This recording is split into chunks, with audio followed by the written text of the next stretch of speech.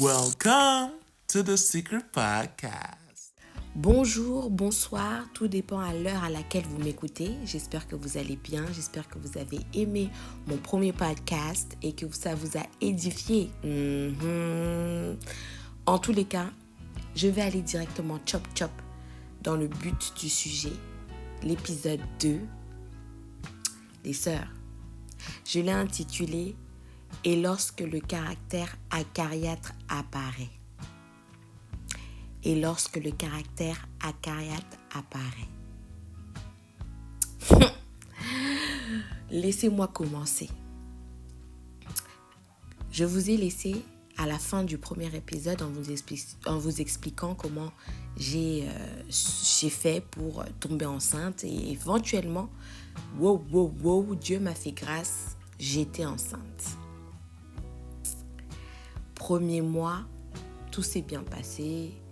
Bon, des petites fatigues, mais sincèrement, pas trop de ressenti. Pas trop de ressenti. Deuxième mois. Mon brise-moi a commencé à partir du deuxième mois. Je repars encore dans le titre du caractère acariâtre.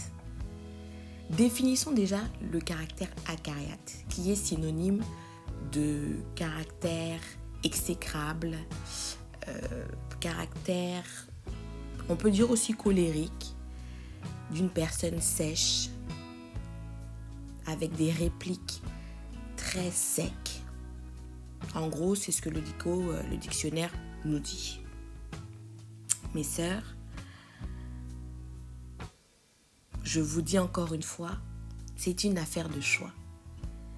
Vous savez, le mariage, c'est pas des blagues. C'est pas Hollywood. Ce qu'on vous dit, non, faut regarder comment ça se passe. Waouh, c'est beau. Vous savez qu'un changement dans votre couple, ça met entre parenthèses votre couple encore une fois sur le feu. Parce qu'il faut s'ajuster. Il faut s'ajuster. Face à plusieurs situations, il faut toujours s'ajuster. Surtout quand tu vas vers l'inconnu. Lorsque tu arrives dans une période où tu rencontres l'inconnu, tu ne sais pas comment tu vas réagir. Tu ne sais pas comment tu vas être. Tu peux anticiper comme tu veux, mais il faut le vivre. Et donc, c'était ma première grossesse de toute ma vie. De toute ma vie. Pour la première fois, j'étais enceinte. Je pensais que ça allait être rapide, que moi, j'avais les gènes de ma mère. Donc, comme j'avais les gènes de ma mère, ma grossesse aussi, elle allait être facile. Que personne n'allait remarquer quoi que ce soit et que voilà, j'allais être une femme active, que j'allais poster mes petites photos, que j'allais faire plein de choses. Waouh! Le crash total. J'étais complètement à l'antipode de ce que j'allais surmonter. Et donc, j'étais devenue une femme acariâtre. Avec toutes les personnes que je rencontrais. Impossible pour moi de discuter avec. Alors, au deuxième mois, je ne sais pas ce qui s'est passé. Je ne sais pas ce qui est arrivé. Mais il était impossible pour moi de supporter même l'odeur de mon mari. Je ne le supportais pas. J'étais extrêmement fatiguée. Commençons même par le physique, au niveau du corps, les transformations qui ont commencé avec moi. J'étais énormément fatiguée. Fatiguée, je vous dis, à un niveau où j'avais l'impression que je ne dormais pas assez, alors que je faisais que de passer mes journées à dormir. J'avais la poitrine qui me faisait très mal. Ça a commencé très tôt avec moi. La poitrine me faisait très mal. C'est comme si j'avais une forme de lourdeur qui m'empêchait de dormir. Sur les côtés, mon soutien-gorge n'était plus trop ça. Ma poitrine en soi, elle ne gonflait pas forcément, mais il y avait une forme de lourdeur. Il y avait quelque chose qui se faisait au niveau de mes mamelons. C'était vraiment très, très compliqué. Je ne le supportais pas. J'étais extrêmement fatiguée. hormis la joie que j'avais parce que voilà, j'étais enceinte, mais j'étais extrêmement fatiguée et exécrable. Rentrons maintenant dans le caractère. Mon mari, je ne sais même pas comment il a fait pour me supporter. J'étais exécrable. Je rétorquais des phrases, mais je vous dis, si Dieu avait une caméra pour filmer les scènes qui se passaient, mais j'aurais eu la honte de ma vie. La honte de ma vie. Et c'est pour ça, en fait, que je vous parle de cela et je prends le temps, en fait, de faire des podcasts pour qu'une sœur, ou une grande, une petite sœur, une cousine, une tata, peu importe, mais une personne qui m'écoute, elle puisse peut-être détecter certaines choses et les éviter parce que d'une certaine manière, je ne savais pas dans quoi je rentrais. Je pensais savoir ce que je faisais, je pensais avoir suffisamment vu des vidéos YouTube, avoir suffisamment entendu les tantes parler, les amis parler, et donc je pensais que voilà, j'allais gérer, mais en fait, pas du tout, pas du tout, pas du tout. Et donc, la première fois, je commençais vraiment à rejeter toute personne qui m'entourait, je les rejetais. Ma mère qui me disait, mais Ornella, tu es insupportable, qu'est-ce qui se passe, tu vas avoir une fille ou quoi? Et je me disais, bon, je sais pas ce qu'elle me raconte, mais moi je trouve pas que je suis insupportable, c'est vous qui êtes insupportable. Tout ce que vous le faites, on dirait que vous le faites, on dirait que c'est pour m'énerver que vous êtes en train de le faire là. Alors que c'était le contraire. Et je le remarquais pas dans mon attitude. Je ne remarquais pas la femme que j'étais devenue. Je ne remarquais rien du tout. Et c'est là en fait que petit à petit, je me disais, mais non, il faut que je prie peut-être par rapport à ça, qu'est-ce qui se passe? Et petit à petit, je découvrais en fait un côté qui était en moi que je ne connaissais pas. J'ai souvent eu à discuter de cela entouré de mes amis proches, de mes sœurs proches, avec qui je partage plein de choses. Mais je ne savais pas à quel point en fait je pouvais être une femme aussi sèche. C'est à la découverte de ma grossesse et lorsqu'elle a avancé que j'ai compris, et surtout au 2e mois. Déjà, on va se parler. Permettez-moi de vous parler sérieusement. Est-ce que vous me permettez de vous dire des vérités? J'ai pas entendu. Est-ce que vous me permettez de vous dire des vérités? D'accord. Déjà, culturellement parlant, combien d'entre vous pensez sincèrement être des femmes douces dans la vie de tous les jours, avec vos frères, avec vos parents, dans votre cercle professionnel ou encore avec votre mari, votre futur fiancé? Combien sont d'entre vous qui pensent réellement, mais sincèrement, être une femme douce? Dum, dum, dum, dum. J'espère vraiment que c'est une phrase qui vous amène à réfléchir et à être objectif dans votre réponse. Parce que moi, je pensais être une femme douce. Mais ma grossesse a révélé un trait que je ne connaissais pas. C'était que je pouvais être une femme très sèche. The strong black woman. Vous voyez cette caricature-là de la strong black woman? Celle qui ne pleure jamais, celle qui est forte dans tout, celle qui surmonte tout, celle qui n'a peur de rien. Voilà, j'étais le prototype même de la strong black woman. Et je pensais à l'époque, avant que je donne ma vie à Dieu, je pensais vraiment que c'était une qualité, que c'était une force d'être une femme comme ça. Ma vision de la femme a totalement changé. Parce que pour moi, il fallait savoir, il fallait être intelligente. J'avais un soupçon de sarcasme quand je répondais aux hommes dans les copinages dans lesquels j'étais. J'avais un soupçon de sarcasme. Pour moi, fallait, si tu n'es pas un homme intelligent ou si tu n'es pas un homme... Je pouvais te rétorquer en fait des choses qui peuvent te blesser sans forcément t'insulter, sans forcément hausser la voix. Et je ne savais pas que je cultivais cette chose-là parce que ça me rendait Gézaza. Ah Lord, merci mon Dieu parce que tu nous as rattrapés. Et donc, je reviens à l'éducation. Vous savez, j'ai grandi dans une famille où j'ai beaucoup de femmes fortes. J'ai beaucoup de femmes entreprenantes, des mamans, des tantes, qui font la fierté de la famille. Des femmes qui sont bien placées dans la société, des femmes qui sont intelligentes, qui ont fait des études, des femmes africaines, des femmes fortes, des strong black women. Et en réfléchissant, je réalisais que dans l'entourage dans lequel j'étais, j'avais pratiquement personne. Et quand je dis personne, c'est vraiment personne que je trouvais comme étant une femme douce. J'avais pratiquement personne. Et je me posais la question, mais pourquoi je suis comme ça?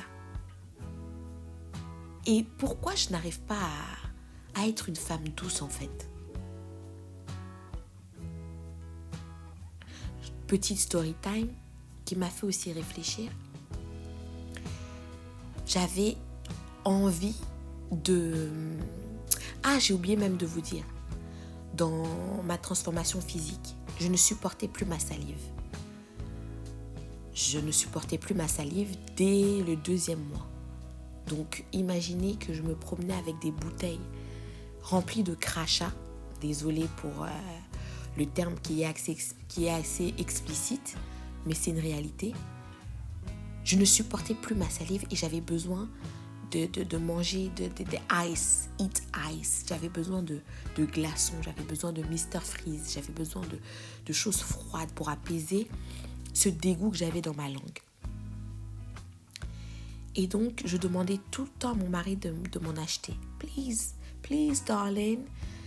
Je lui demandais tout le temps. Amène-moi des glaçons, amène-moi des glaçons. Et dans ma tête, je me disais, purée, lui, il est cool, Raoul. Il vit ça tranquille. Mais là, si au mois 2, je suis déjà en train de souffrir comme ça, voilà quoi. Tout ça, c'est aussi à cause de lui. Ah, lui aussi, vraiment. Donc, vraiment... J'étais en train de build up dans ma tête quelque chose de pas bon, Et donc, un jour, je lui demande, ramène-moi des glaçons. Sans s'il te plaît, sans merci. Et il m'a regardé. Longuement, Il est parti chercher les glaçons. En revenant et en me tendant les glaçons dans un verre, il me dit, tu sais, la vie elle est beaucoup plus facile quand t'es douce. Ça m'a brisé. Ça m'a brisé d'entendre que je ne l'étais pas. Donc, mécanisme de défense, directement, tu nies. Quoi, moi? Ben non, impossible.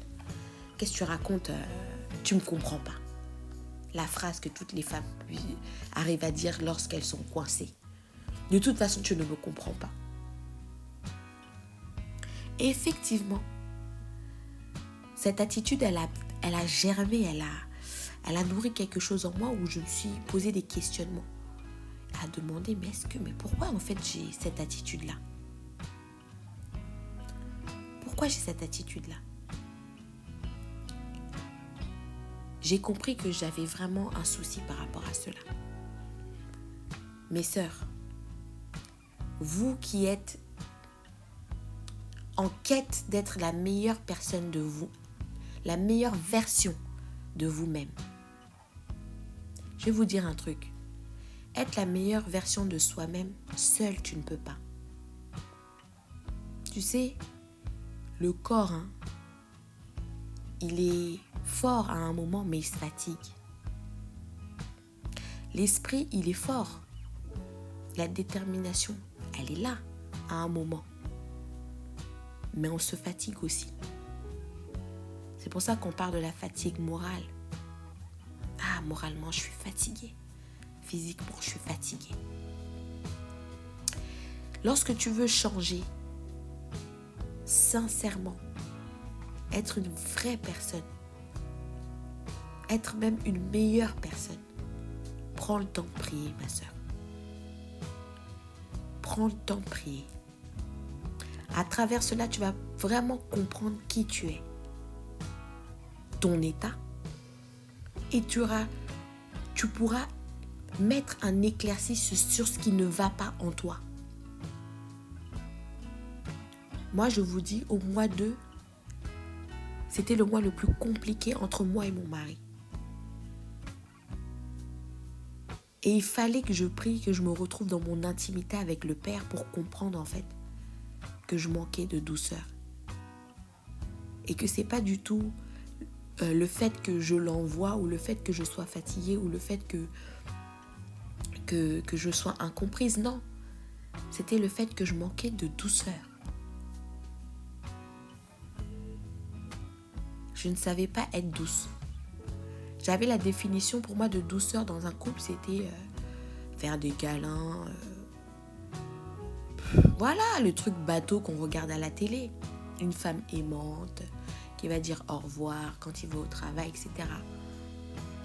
Mais c'est encore plus profond que ça. C'est toute une attitude, un comportement que je n'avais pas et qui s'est encore plus révélé à ma grossesse. Je me retrouve dans la salle de bain à réfléchir et j'entends une voix qui me dit « Mais pose-toi la question là, est-ce que tu es vraiment une femme douce ?» Et me voilà accroupie dans ma salle de bain à pleurer. Mince, je suis pas une femme douce. Moi qui prie, Seigneur, donne-moi les fruits de l'esprit. Les sœurs qui cherchent là les fruits de l'esprit, vous connaissez, vous savez de quoi je parle. Donne-moi les fruits de l'esprit, donne-moi les fruits de l'esprit. Moi qui étais là, qui me disais non, je suis une femme vertueuse, je suis une femme de Dieu. Moi, je sais construire dans ma famille, je sais construire dans mon foyer, je sais me mettre à ma place. J'étais complètement dans le faux. Et je me retrouve à pleurer. Parce que j'ai eu une pitié en moi. Enfin, pas une pitié, mais une forme de compassion quand je regardais mon mari qui me disait, mais et si c'était lui qui te faisait ça, est-ce que tu allais supporter? Tu allais peut-être t'enflammer encore plus. Et peut-être que même tu allais aller dans des points de non-retour. Mes sœurs, laissez-moi déjà vous dire la définition de la douceur. Pose-toi la question, avoir une voix douce là, ça ne veut pas dire que tu es une femme douce. Agir calmement, répondre calmement, sans insulter, ça ne veut pas dire que tu es une femme douce. La définition de la douceur dit que c'est une qualité de ce qui procure au sens un plaisir délicat. Et même la Bible parle de la douceur. 12 fois, exactement.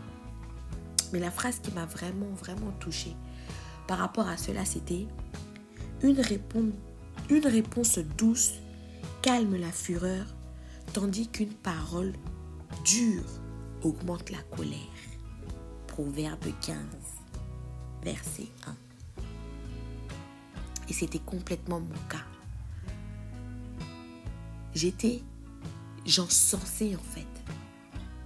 J'avais l'impression que il me cherchait tout le temps, que tout le monde me cherchait tout le temps, mais c'était le contraire. Dans mes propos, dans ma parole. Et ça m'a réellement brisée parce que je me disais, mince, je ne suis pas ce que je pensais être.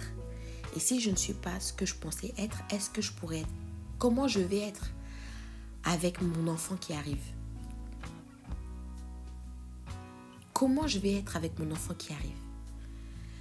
Je fais partie de celles qui ont accouché à 34 ans.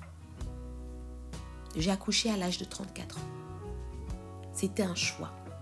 Pourquoi? Parce que je voulais être la meilleure version de moi-même. La meilleure mère. Je pensais tout connaître. Et encore une fois, je ne connaissais rien.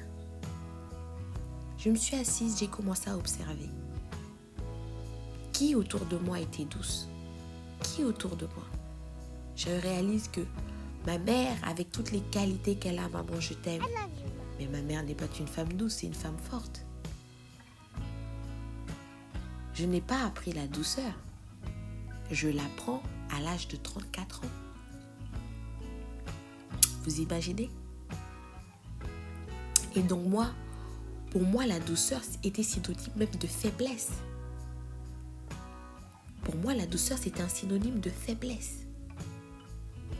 Alors que la parole te dit que la douceur, au contraire, c'est une puissance. C'est lorsque tu es faible que tu es fort. Regardez même bien dans notre société. Est-ce que vous me permettez de parler? Je vais aller plus en profondeur. Est-ce que vous me permettez même de parler? Regardez dans notre société. Une femme africaine n'est pas caractérisée comme une femme étant douce. Une femme européenne, oui. Et il y a ce mouvement-là que les gens parlent, surtout pour ceux qui habitent aux États-Unis. On les appelle les Karen. Karen. Donc une femme à la peau blanche qui use de ses avantages. Comment expliquer même ça? De son privilège de sa peau, qui use de son privilège au niveau de sa peau pour arriver à ses fins. Et regardez même l'attitude qu'elle prend, la voix qu'elle prend. Directement, elle se met en position de faiblesse. Et dès qu'elle se met en position de faiblesse, on a tendance à aller vers elle. On a tendance à l'écouter. Et comme pour nous, les femmes noires, les femmes africaines, c'est synonyme de faiblesse. Au contraire, on montre qu'on ne se laisse pas faire. Et à force de vouloir avoir raison en ayant cette attitude-là, on a directement tort. On perd tout. On a tort. Prenez vraiment le temps de observer. Prenez vraiment le temps de vous regarder, de vous auto-examiner. Parce qu'au jour d'aujourd'hui, je pense que c'est important de le faire. Quand tu veux te marier, être belle, c'est pas ça qui va tout faire. Lorsque tu veux te marier, prends le temps de te poser la question, est-ce que je suis une femme douce? Est-ce que j'arriverai peut-être à gagner mon mari dans mon comportement de douceur? Parce que je peux vous dire une chose. Un homme aime lorsqu'il se sent homme. Et beaucoup de femmes ne le comprennent pas au jour d'aujourd'hui. Ainsi que moi. Au jour d'aujourd'hui, je comprends que lorsque je parle, lorsque je communique avec lui d'une manière douce, même pour faire passer des messages durs, directement, vous savez, les femmes, même au niveau de la création, le Seigneur a mis quelque chose de particulier dans notre bouche pour toucher les hommes. Est-ce que vous savez ça? On a une grâce particulière dans notre langue. Notre langue, elle peut faire des nations. Elles peuvent créer, elles peuvent convertir, elles peuvent toucher, comme elles peuvent détruire quand elles sont mal utilisées. Regardez Adam et Ève. Non, mais là, vraiment, laissez-moi parler. Vraiment, laissez-moi parler. Qui a sifflé à l'oreille de Adam, si ce n'était pas Ève? Regardez, même lorsqu'on parle d'une femme, la puissance qu'une femme, elle a sur un homme. C'est une grâce, quelque chose, c'est une grâce qu'elle a sur un homme. Une femme, lorsqu'elle comprend qu'elle a ça, directement, elle aura cette facilité de gérer son foyer. Mais pour toutes celles qui ne l'ont pas compris, eh ben c'est avec leur particularité, leur grâce qu'elles ont au niveau de la bouche qui fait qu'elles détruisent aussi quand c'est mal utilisé. Ah oui, hein? Ah oui, il faut être conscient de cela. Même si, je vous le dis, mais vraiment prenez le temps de comprendre, même faites des tests. Pour toutes celles qui sont mariées, pour toutes celles qui sont en couple et qui sont en train d'aller en transition de mariage. Faites le test. Demandez à votre mari quelque chose d'une manière douce. Et voyez son attitude.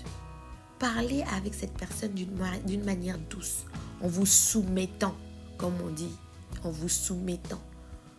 Donc en faisant comprendre à votre tendre et cher que vous êtes une femme en dessous de lui, que vous respectez ses décisions, que vous respectez en fait son autorité d'homme. Et vous allez voir, je ne vous mens pas. Pas besoin d'aller voir des fétiches ou quoi pour avoir l'homme entre tes mains. Ta langue, ta prière et ta langue là. Si vous êtes des femmes, vraiment, vous avez décidé de gérer d'une certaine manière, quand j'en parle de gérer, hein, c'est au niveau du bien, de l'ambiance de votre famille. C'est toi qui le gères, ma soeur. Et moi, je ne l'avais pas compris. Je me suis réveillée comme ça à 34 ans. Bye! Mince, je ne suis pas une femme douce. Et ça va être encore pire. Et heureusement même que j'avais eu à accepter cela. Parce que c'est un travail de tous les jours. Quand tu es habitué à être une femme forte, à te dire quoi? Moi? Non. Moi? Non. Maintenant, c'est moi. Ah oui. Moi? Ah oui. Ah non, les amis, quand vous priez là, manière dont vous êtes brisés. Non. Et donc, ces femmes-là qui ont compris cela, ce sont celles qui gardent leur foyer. Ces femmes-là qui ont compris cela, ce sont celles qui ont... Comment vous expliquer? Elles ont quelque chose.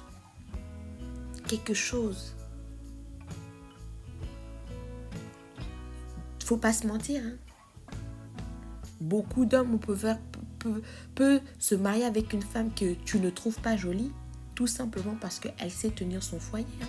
Elle est douce. Il sait que lorsqu'il rentre chez lui, il a la tête reposée. Faut être clair, faut être vrai. Ah oui, hein. La beauté, oui, la beauté. Mais les hommes aujourd'hui, ils ont compris beaucoup de choses aussi, hein. Beaucoup de choses aussi. Et nous, surtout, dans notre culture africaine. Dans notre culture africaine, on a vraiment cette tendance à être des fausses femmes soumises. En disant que l'homme, c'est lui la tête. Mais au final, si tu regardes dans les foyers, combien sont celles qui ont la tête? Qui sont comme des dominatrices, des prédatrices, des lionnes dans leur foyer. Et elles ne comprennent pas pourquoi après, dans leur mariage, ça ne va pas. Ah oui. Et ça, si tu n'es pas éclairé par rapport à ça et que tu n'as pas compris que ce qui t'arrive là, ce n'est pas dans la parole, ce n'est pas dans la volonté de Dieu, ma soeur, tu détruis ton foyer. Tu détruis ton foyer d'une manière que tu ne vas même pas comprendre qu'est-ce qui s'est passé. Mais j'avais juste dit ça. Mais j'avais juste compris cela. Si tu ne soignes pas ça, cette forme de sécheresse, cette forme de strong black woman que tu as, ma soeur, je te garantis, je te laisse pas beaucoup d'années. Et en plus de ça, malheureusement, cela va se refléter même dans ta postérité, dans tes enfants. Cette femme-là, elle est comme un homme, elle fait les choses dures. Femme entreprenante, oui, c'est bien mes sœurs, soyez des femmes entreprenantes. Au jour d'aujourd'hui, c'est ce qu'on prône. Je suis une femme qui est entrepreneur. Je suis une femme qui apporte un plus dans mon foyer.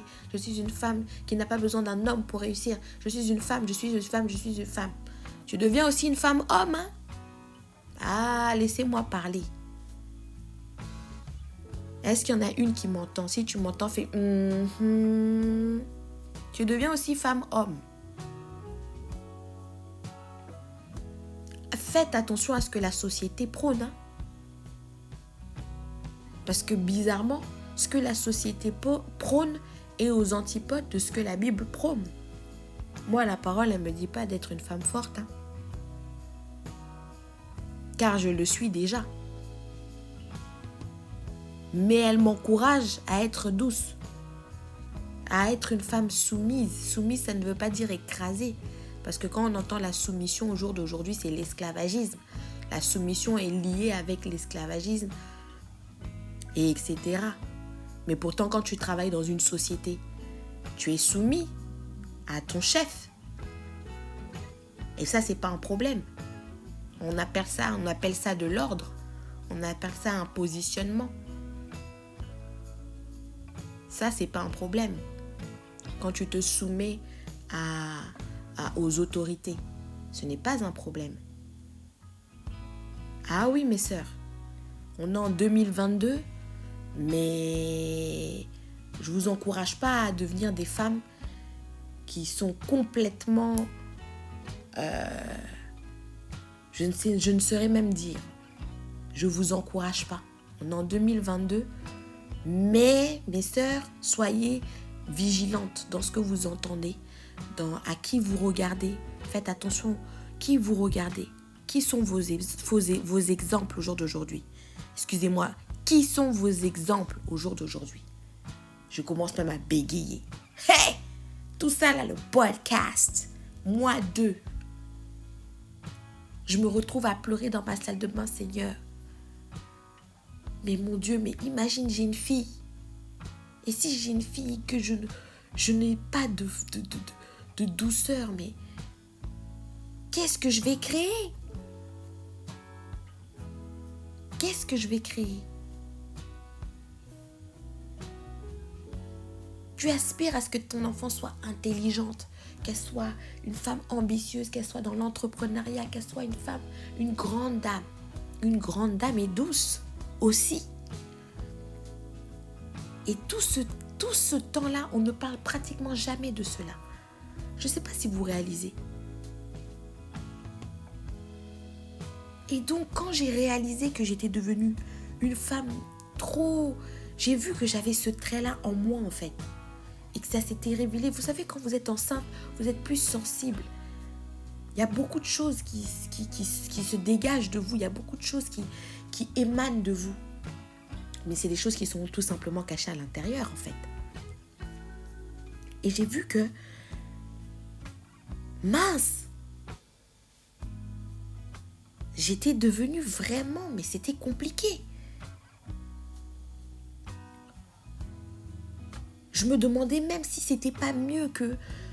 durant ma grossesse, on se sépare et que moi, je sois dans mon coin. Toute seule, que je me retrouve toute seule, que j'avais besoin d'être seule, d'avoir personne à côté de moi, alors que ce n'était pas ça, la vie.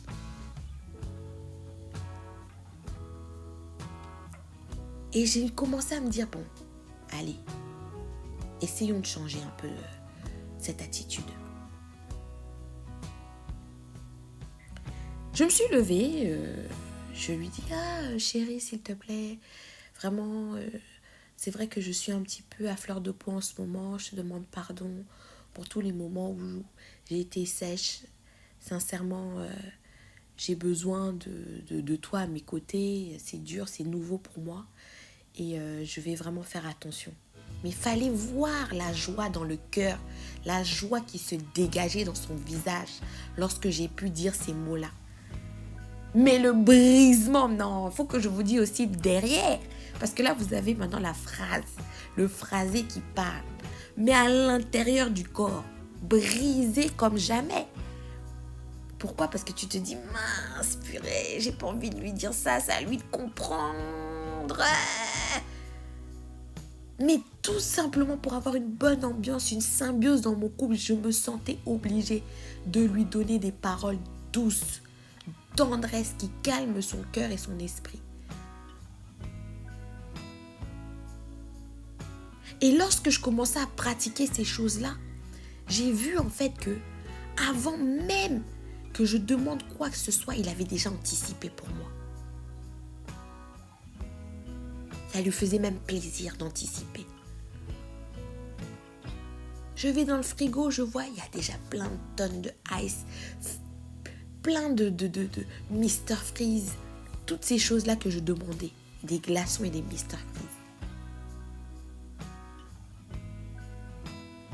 Mes sœurs, qu'on ne vous trompe pas, la douceur a une puissance incroyable. La puissance de la douceur. J'aurais dû même appeler mon titre comme ça. Ah oui. Votre bouche, c'est une force. Quand elle est bien aiguisée par le Père et que tu te brises toi-même et que tu sais que lorsque je vais parler, je vais dégager quelque chose, une onde particulière sur mon mari, mes amis, laissez tomber. Ça n'a pas de prix. Mon mois 2, il était rempli d'un duel entre ce que j'avais envie de dégager et ce que ma bouche devait faire. J'étais en duel. Je me battais contre ce caractère acariâtre qui voulait diriger en fait, diriger mon couple. Et qui donnait même le ton de ma grossesse. Pourquoi? Parce que j'étais à fleur de peau, je trouvais que je dormais pas assez alors que je dormais tout le temps. J'étais épuisée, j'avais ces inconforts qui commençaient à venir et je me trouvais même que c'était un peu trop tôt. Je laissais tomber quoi. Ma sœur, tu es douce? Est-ce que tu es une femme douce?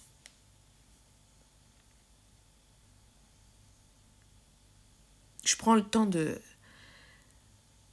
vous faire réfléchir parce que je partage ce que j'ai vécu. Et donc, ma sœur, une dernière fois, est-ce que tu es une femme douce?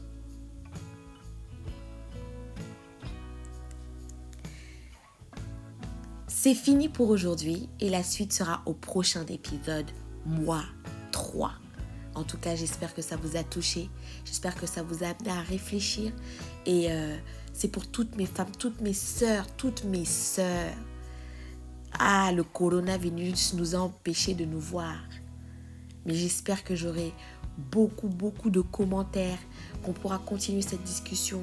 Donnez-moi vos story time de votre douceur, de votre histoire. Et aussi, dites-moi si vous avez compris, si vous avez exercé cela et si ça a marché. Parce que je suis sûre que ça a marché. Avec Christo, ça a marché. Oh, Yeshua.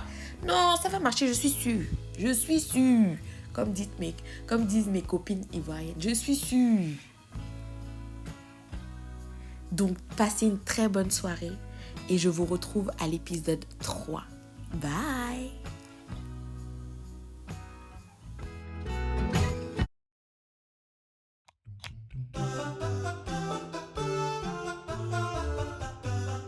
Subscribe to the Secret Podcast.